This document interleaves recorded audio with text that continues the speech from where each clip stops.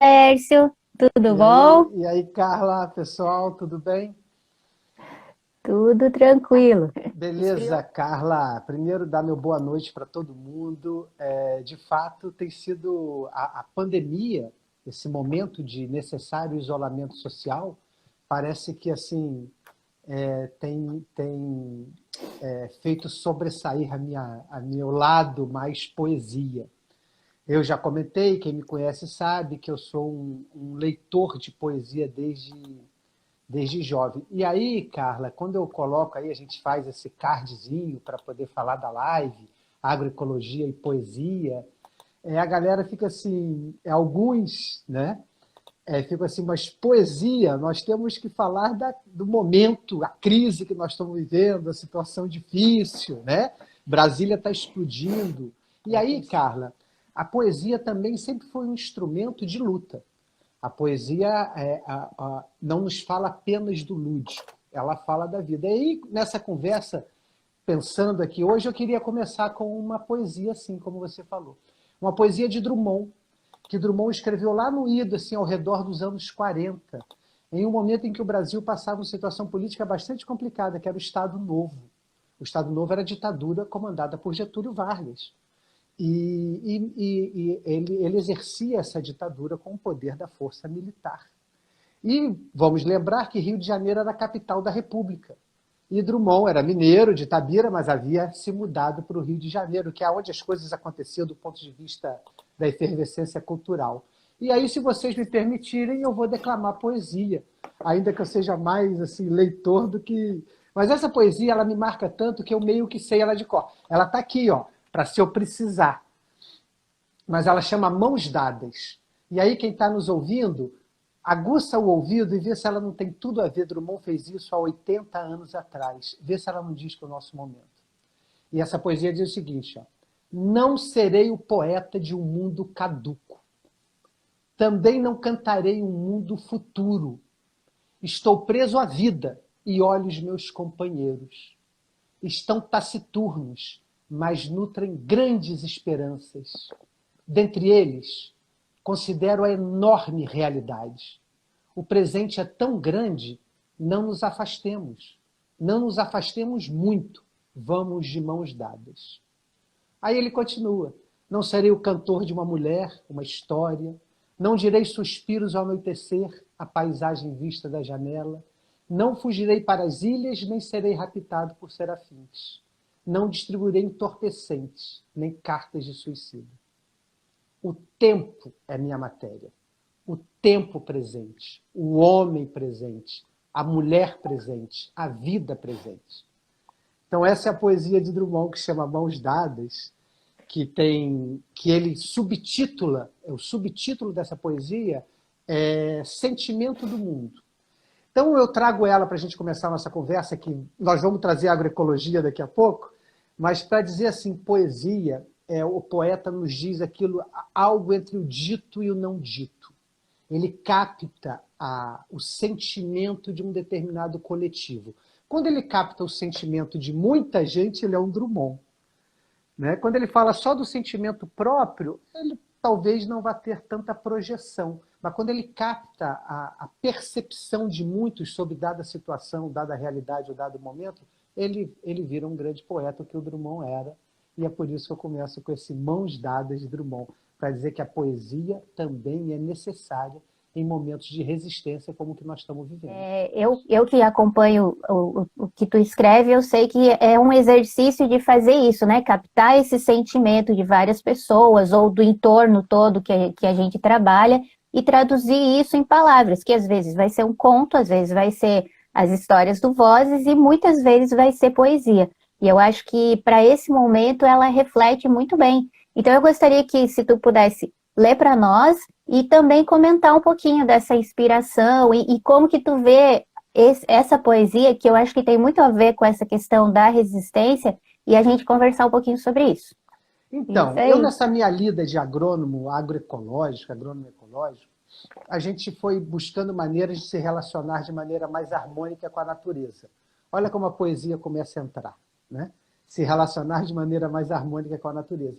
Eu aprendi da professora Ana Primavesi, quem é da área que lembra muito bem dela, faleceu esse ano, em janeiro, mas está aí Uhum. conosco com a sua obra absolutamente imortal. E a professora uma vez falou assim para mim que os chineses têm um ditado, isso está no livro dela também, que diz que a agricultura é a arte de cultivar o sol.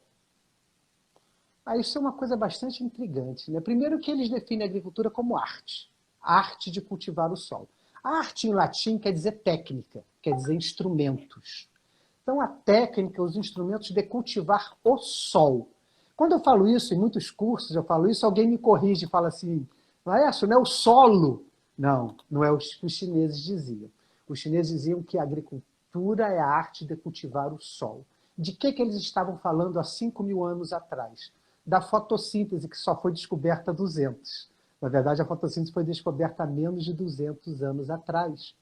E a fotossíntese, Carla, é o processo, Carla e o pessoal que está aqui nos acompanhando, alguns de vocês estudaram isso, outros talvez menos, mas fotossíntese é o responsável pela presença da vida no planeta.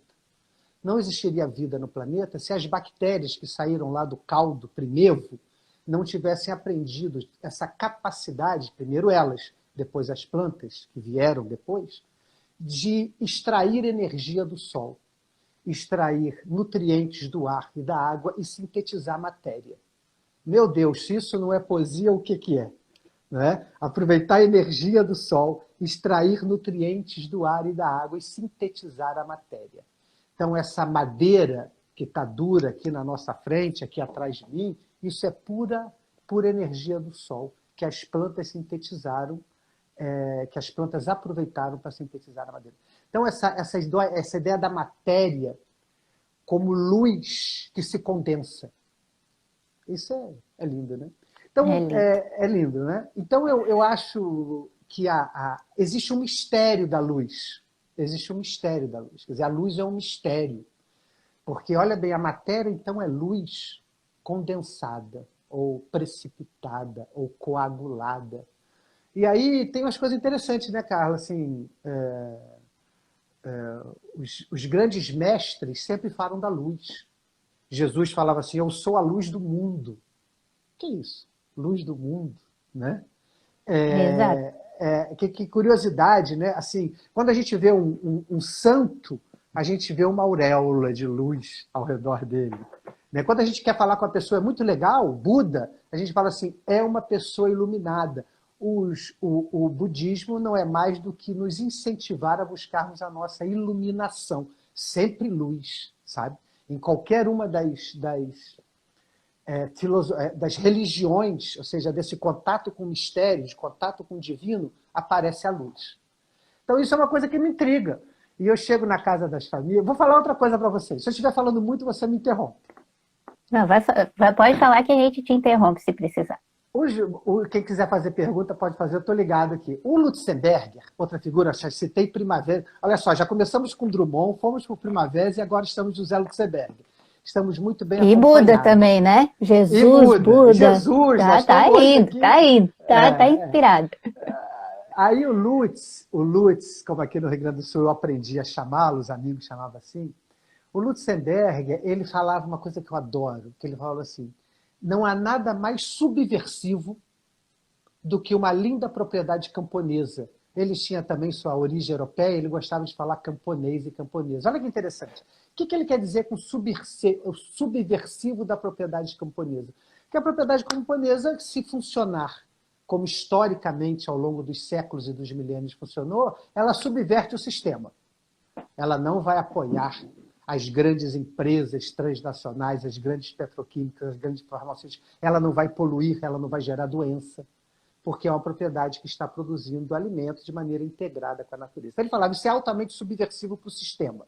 O sistema não vai sobreviver se nós aumentarmos as propriedades camponesas da maneira que historicamente foram construídas. Então eu roubo isso do Lutz, pego emprestado, quando ele fala que a agricultura camponesa, ecológica, é altamente subversiva, e digo, a fotossíntese é altamente subversiva. Mistério da luz, iluminação, A fotossíntese é altamente subversiva porque através dela, aí vamos falar um pouco de agronomia, rapidinho, para não aborrecer ninguém, mas eu com fotossíntese eu crio massa verde, que a gente chama biomassa. Então, com a biomassa, com a massa verde, é a base de manutenção do meu sistema agrícola, da minha fertilidade do solo, dos meus cultivos equilibrados, que, portanto, não serão atacados por enfermidades ou por insetos que podem vir a se tornar pragas. Então, isso aqui é assim, não quero dar aula de agronomia agora, porque de noite a gente quer falar de poesia. Mas a fotossíntese permite uma agricultura mais ecológica e ela tem que ser estimulada numa propriedade agrícola. Então, você está vendo como a luz é um mistério? A luz me ajuda, como agrônomo, a fazer uma agricultura mais inteligente, se eu aproveito o máximo a capacidade do meu agroecossistema, é assim que a gente fala, de aproveitar a energia do sol incidente. Então, vamos dar uma lida no Amor Coagulado, o nome da minha poesia?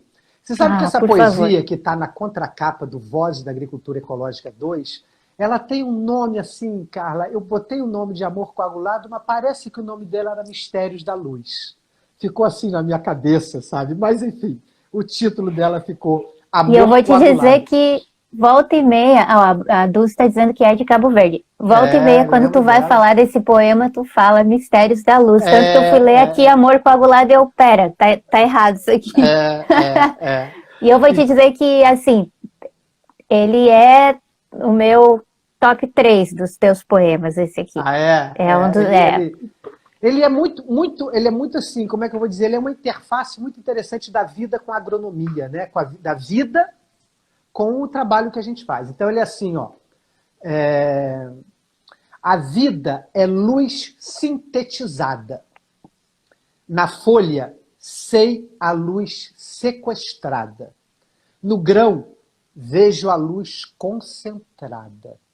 Na fruta, sinto a luz adoçada. Numa semente, vejo a luz fecundada.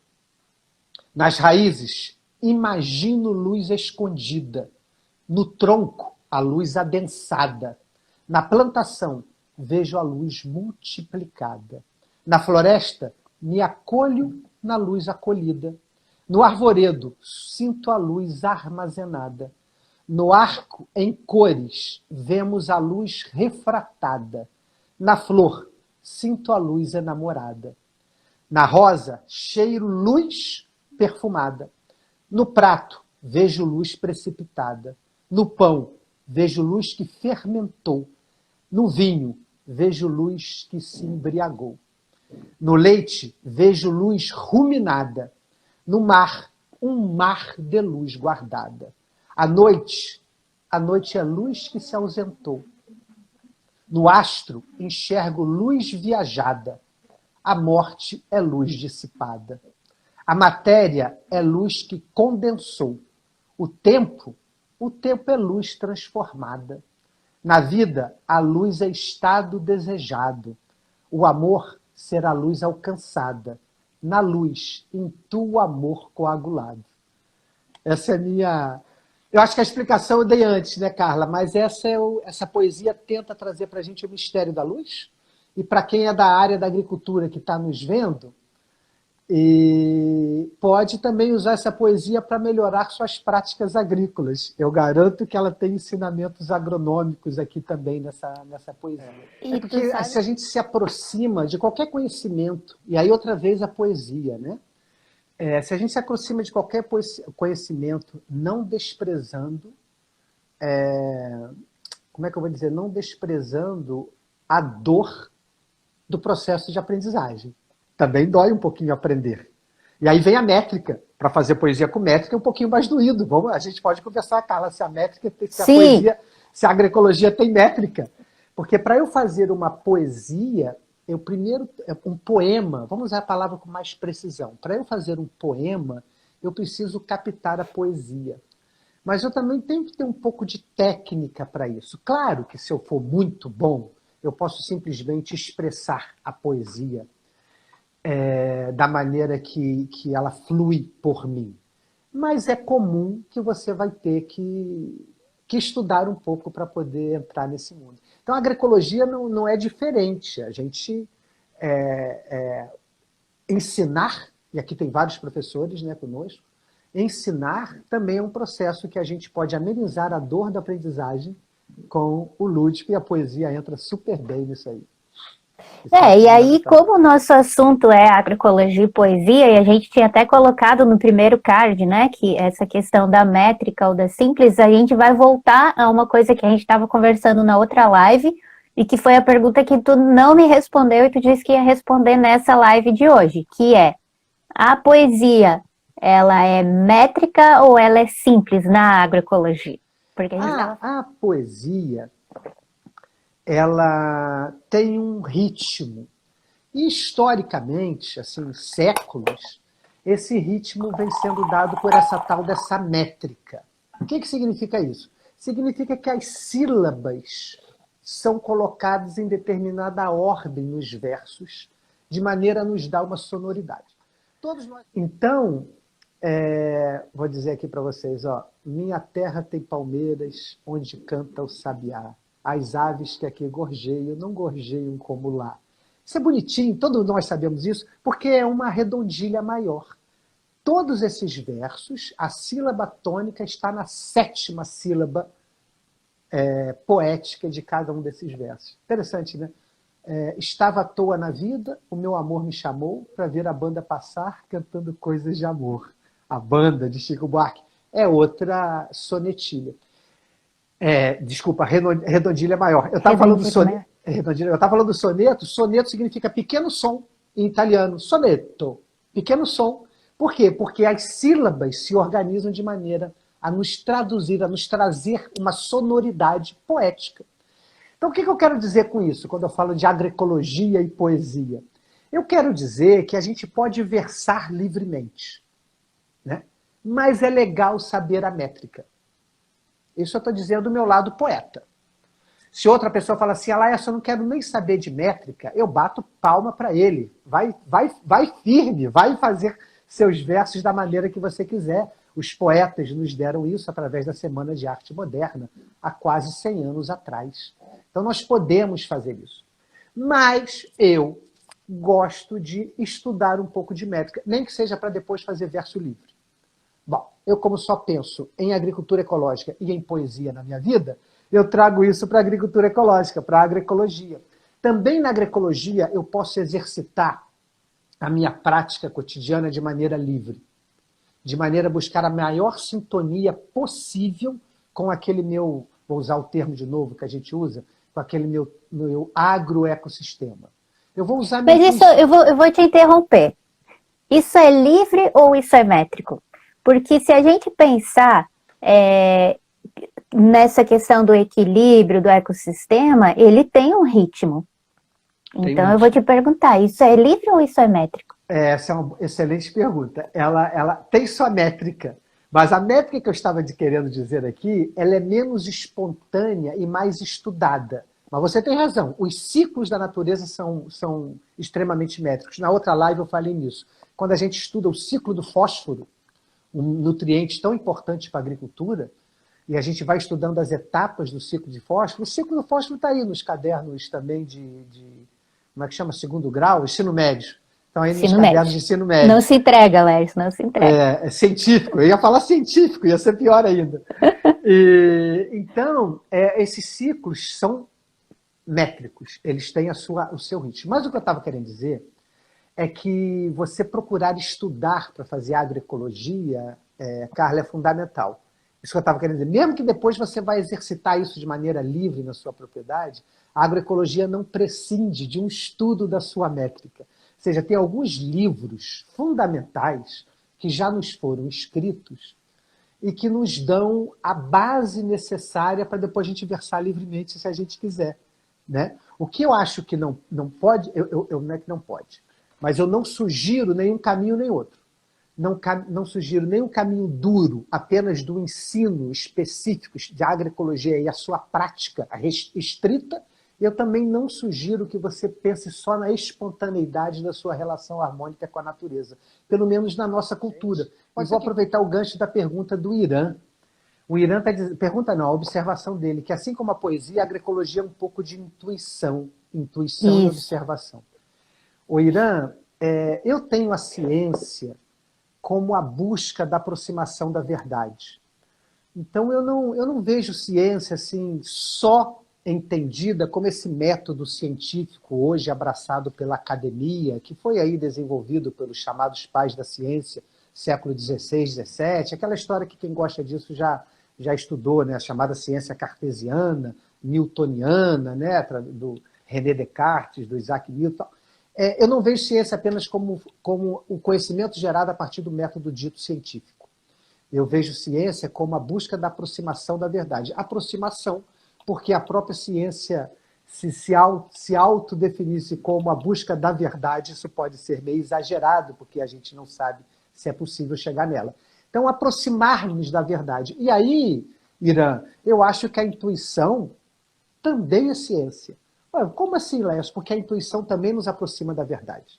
À medida que a gente apurar a nossa intuição, ela vai nos aproximar da verdade. E aí, Carla, quando a gente lida com as famílias agricultoras, a gente vê as intuições funcionando assim. Não é intuição no sentido assim, acho que é intuição fruto de uma série de variáveis que eles dominam.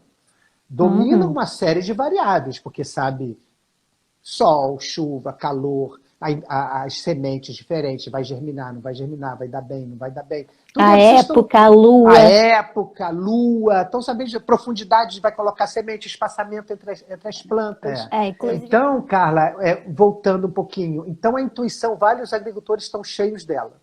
E aí a intuição, para mim, em hipótese alguma, viu, Irã, eu coloco em uma escala menor do que o conhecimento do livro. São conhecimentos que se somam. E a agroecologia, nesse sentido, ela é muito feliz na maneira como ela se autodefine.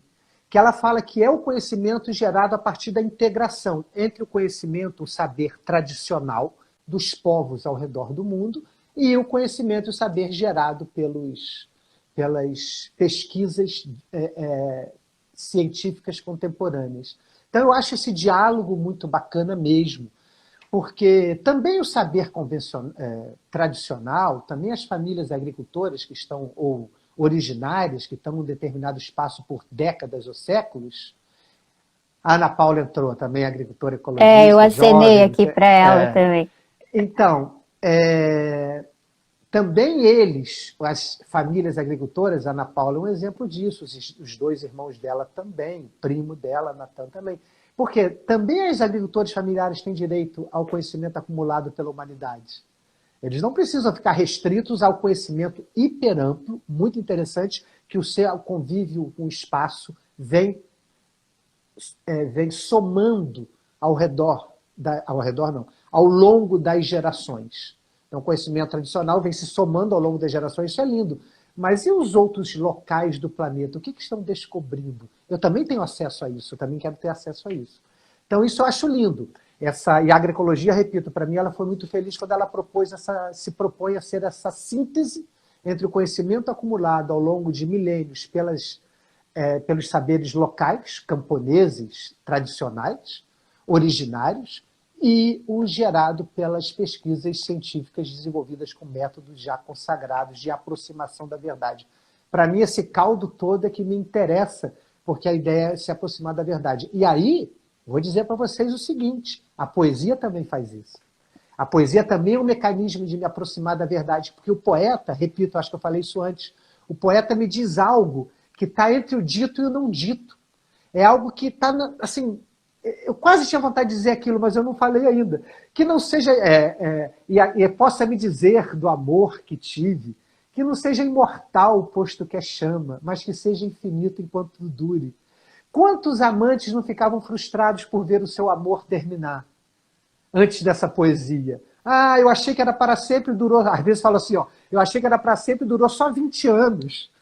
Não tem um papo assim? O casamento foi um fracasso, o casamento foi um fracasso, durou só 30 anos. Umas coisas meio malucas da nossa sociedade. Durou 50 anos, mas não deu certo, aí separaram. Não deu certo, Então, quer dizer, mas aí também os amantes de 16, 17 anos, que ficaram juntos por meses, ou por 1 ou 2 anos, e ficavam frustrados, meu amor não foi para sempre.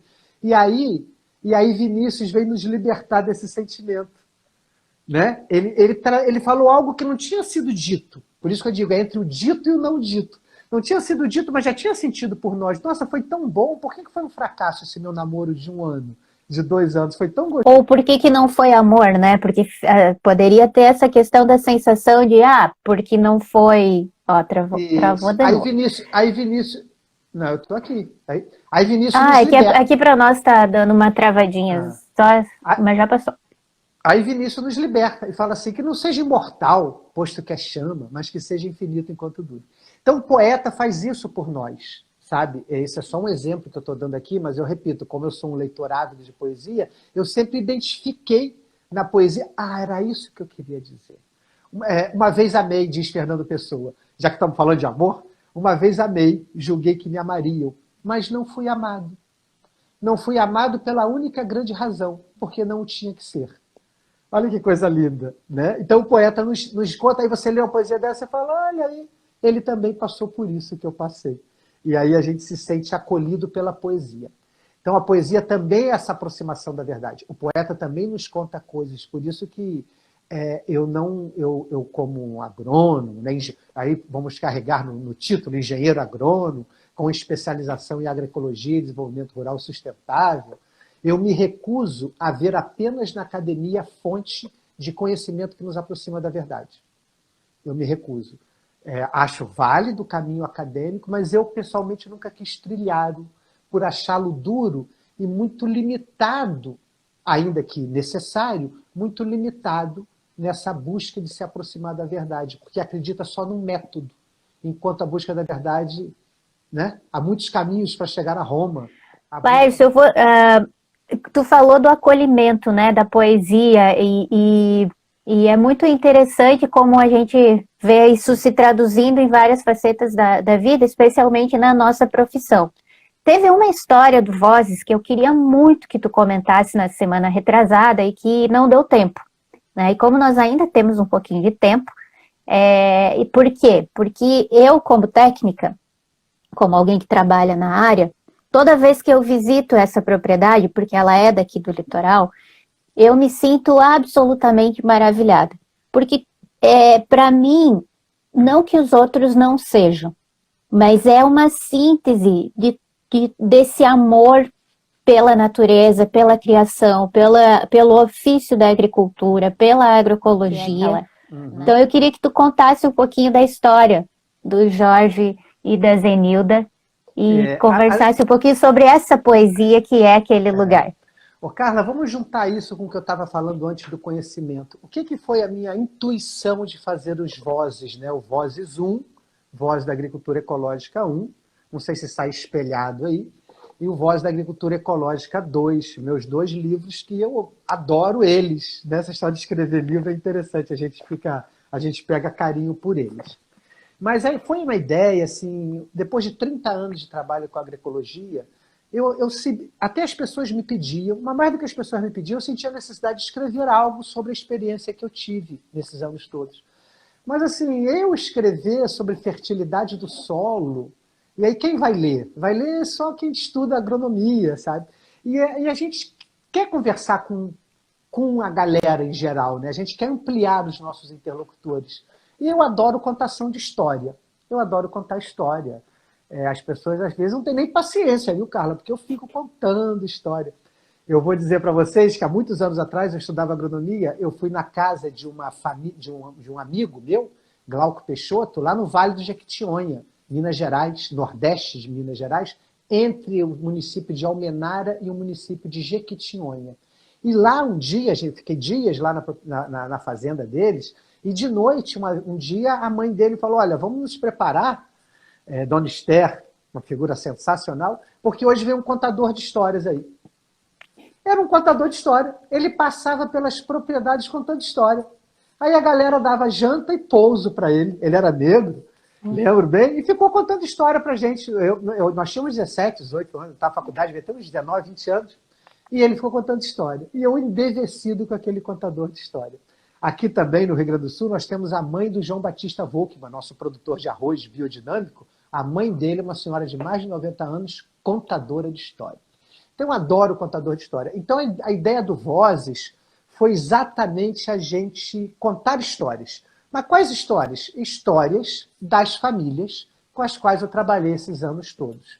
Então é uma aventura, tem sido uma aventura muito agradável escrever o Vozes. Eu não sei se eu vou resistir, não vou ter que escrever o 3. A ideia é transmitir informação, conhecimento, através dessas histórias gostosas que as famílias agricultoras têm e que eu tento narrar. E a do seu Jorge, da dona Zelinda, é uma dessas histórias. Jorge e Zelinda, pessoal, vocês têm que ler no Vozes uma história deles, mas eles são o que a gente chama guardiães da biodiversidade.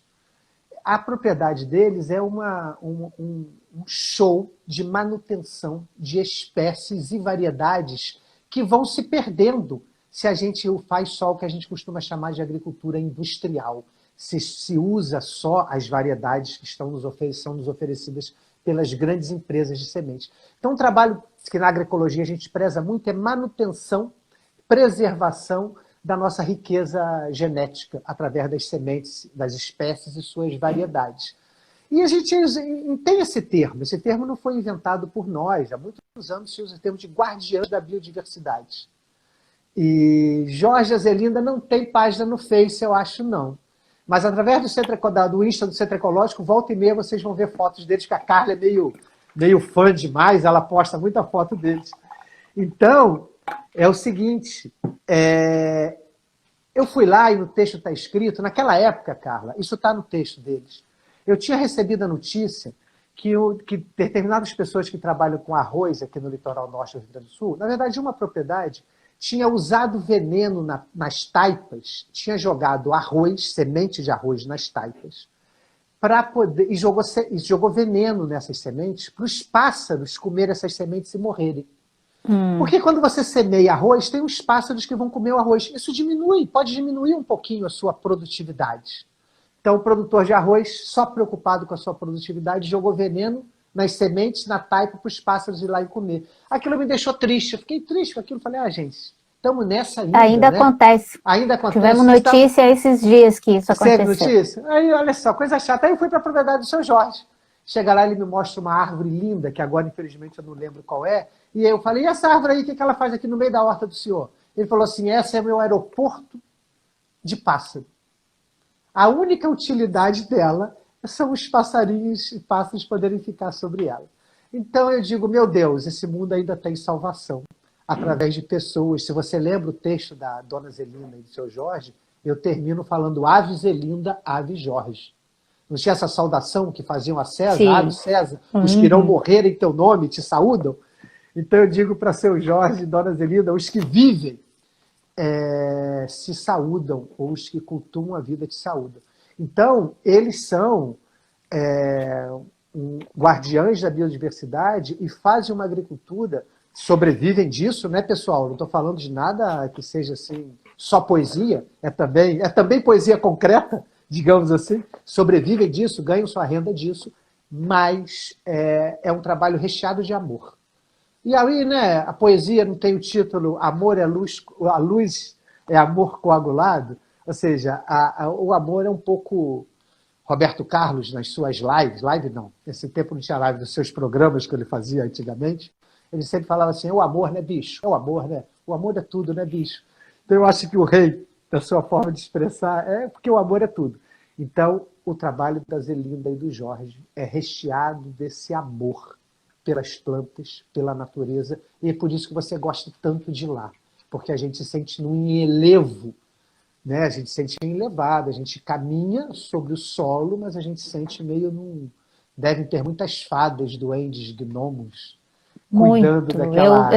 Eu ando por ali, eu fico esperando saltar, e é um lugar onde tu tem medo de pisar fora da trilha, porque tu vai estar estragando alguma coisa que está ali por uma razão específica. Poesia, para mim, eu defini antes.